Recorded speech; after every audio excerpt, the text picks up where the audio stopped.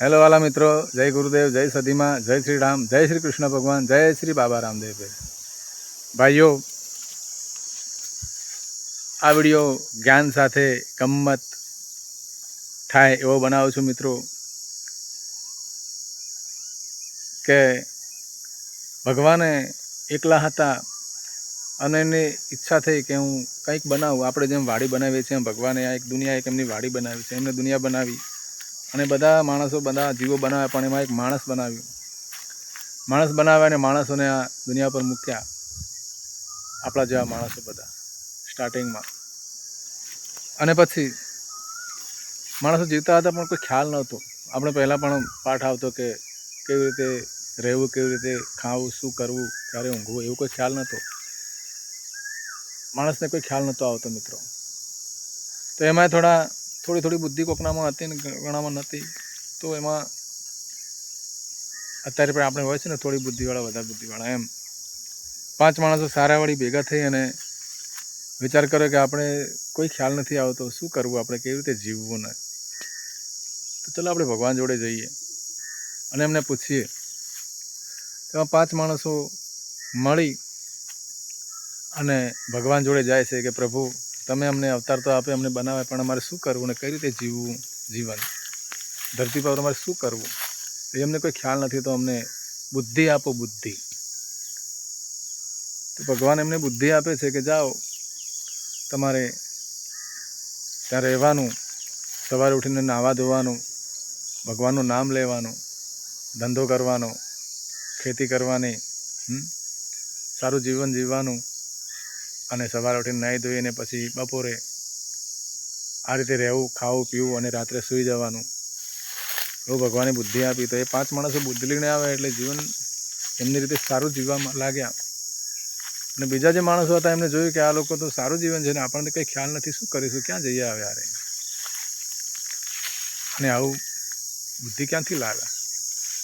તો એમને ખ્યાલ આવે કે આ તો ધીરે ધીરે ખ્યાલ, વાત તો બહાર આવી જાય કોઈ બી વાત હોય તો, એવી રીતે એમને ધીરે ધીરે ખ્યાલ આવે કે આ પ્રભુ પાસે, ભગવાન જોડે જેની બુદ્ધિ લઈ આવ્યા છે 5 માણસો।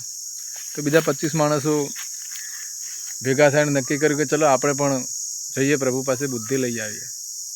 તો બીજા 25 ગયા 2 દિવસ પછી પ્રભુ પાસે કે પ્રભુ, પેલા 5 માણસોની બુદ્ધિ આપી એવી અમને પણ આપો બુદ્ધિ, અમે પણ વ્યવસ્થિત જીવન જીવીએ, ખ્યાલ વગર શું કરવું ને શું ના કરવું અમને ખબર નથી। તો પ્રભુએ અમને બુદ્ધિ આપી કે જાઓ, સવારે ઉઠજો, વહેલા પ્રભુનું નામ લેવું, પ્રાર્થના કરવી, દાંતણ પાણી કરી અને નાહી ધોઈને પછી કામ કરવું, ધંધો કરવો, ખેતી કરવી, વ્યવહાર સાચવવો, અને રાત્રે ઊંઘવાનું અને સવારે જાગવાનું, એવી બુદ્ધિ આપી। 25 માણસો જઈને આવે એટલે બીજા લોકોને ખ્યાલ કે 25 માણસો વ્યવસ્થિત છે, આપણને કંઈ ખ્યાલ નથી ઊંઘવાનો, ખાવા પીવાનો, કેવી રીતે રહેવું, શું બોલવું। બીજા 50-500 માણસ ભેગા થઈને પ્રભુ પાસે ગયા, અમે જઈએ। ક્યાંથી બુદ્ધિ તમે લાવે? પેલા લોકો પ્રભુ પાસેથી। તો બીજા 500 માણસો પ્રભુ જોડે ગયા કે પ્રભુ અમને પણ બુદ્ધિ આપો। પ્રભુએ અમને પણ બુદ્ધિ આપી કે આવી રીતે તમે જીવજો, માણસાઈથી જીવજો યાર, અને કોઈને નડતા નહીં જીવનમાં, શું સારા કામ કરજો અને કોઈને પરેશાન હેરાન કરતા નહીં, કોઈને નડતા નહીં, કોઈને ત્રાસ ના આપતા, અને આવું જીવન જીવજો સારું। 500 માણસો શીખીને આવેલી, બીજાને ખ્યાલ આવે કે 500 જણા બુદ્ધિ લઈને આવ્યા ભાઈ, બીજા 1000-5000 ભેગા થઈને પ્રભુ પાસે ગયા કે પ્રભુ અમને પણ બુદ્ધિ આપો। પ્રભુએ એમને પણ બુદ્ધિ આપી કે માણસ છો તો માણસ થઈને જીવજો, બધા અમે બનાવ્યા છે, એના કરતાં તમને થોડા મુઠ્ઠી ઊંચેરા બનાવ્યા છે। તે બધા બુદ્ધિ લઈને આવે, ધીરે ધીરે બધે ખ્યાલ આવવા મળે ને આખી દુનિયામાં ખબર પડી કે પ્રભુ બુદ્ધિ આપે છે અને બધા બુદ્ધિ લેવા છે, આપણે રહી ગયા। આખા જગતમાં ખબર પડી, તો આખી દુનિયામાં ખબર પડી, આખી દુનિયા, આખું જગત હવે ભેગું થઈને દોડ્યું કે ચલો પ્રભુ પાસે બુદ્ધિ લેવા, ભગવાન પાસે બુદ્ધિ લાવ્યા છે બધાને, આપણે રહી ગયા। તો બધા દોડે છે અને બધા ટ્રાફિક જેમ આપણે બધા લોકો જાય તો શું થાય, જગ્યા પણ રહેતી નથી પ્રભુના સ્વર્ગમાં, અને બધા ભગવાનના જોડે આખું જગત દોડે છે।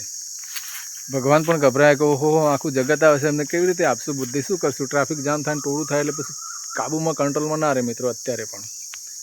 ભગવાન પણ ગભરાય કે શું કરશું એમને, એમના સલાહકાર પછી નારદ ત્યાં જ હતા। ભગવાન કહે છે નારદ શું કરીશું, આ થકી દુનિયા આખું જગત છૂટ્યું છે।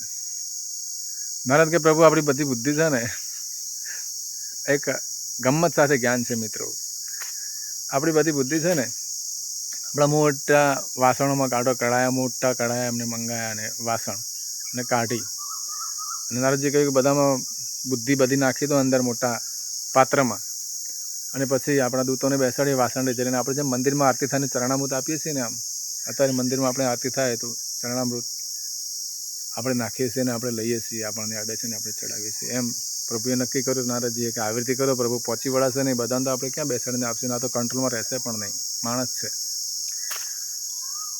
તો પ્રભુએ બધી બુદ્ધિ વાસણમાં પાત્રમાં કાઢી અને એમના દૂતોને ઊભા રાખ્યા કે જેમ માણસ આવે એમ બધાને નાખો.